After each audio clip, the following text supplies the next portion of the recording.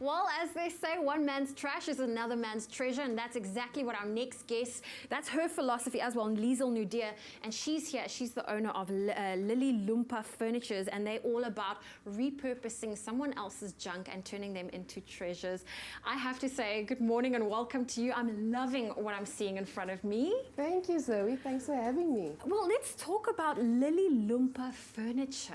It's a very interesting name, very interesting concept. Where did you come about it? Okay, so Lilly Loompa started about 14 years ago, technically, the first company.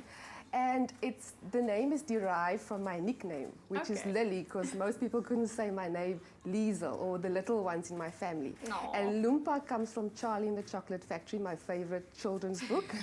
So I combined it, and people call me Lilly Loompa. Ah, so that's where the business name came about. Yes. And you're all about upcycling.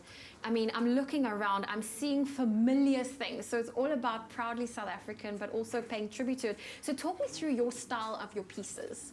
Okay, so you can see I'm a rummager. I scavenge through dumpsters and things. And I always see beauty in waste. So I'm trying to change people's perception about waste. I mean, that's a tuna can. A tuna can, and now it has been repurposed into a storage holder. A little, you can put your earrings in there, you can put anything in here. It's absolutely paper clips beautiful. for your desk. And I mean, the piece at the bottom, that's just a piece of wood.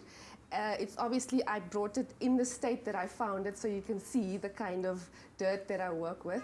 But that's a library bookend, and the library was 30 years old. So what I love about many of my pieces, it comes with history. It comes with a story. And I mean, each of us have a story.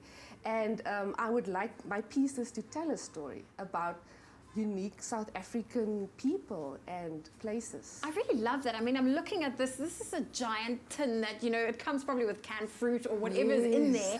And you turned it into a little light. I love that. Now, I need to ask you, where do you go and source for your inspiration? Well, Zoe, wherever. I used to own a double cab bakkie, and I would literally be driving the streets, picking up rubbish, and not always knowing with the first sight what I'm going to do with it. But I always keep it somewhere until that inspirational moment comes. But I mean, I collect from industrial kitchens, from companies, from waste companies. I've recently joined with Averda, the waste company. So I basically call them and say, listen, I need 20,000 cans. Ooh, large scale. Yeah, I'm just making an example.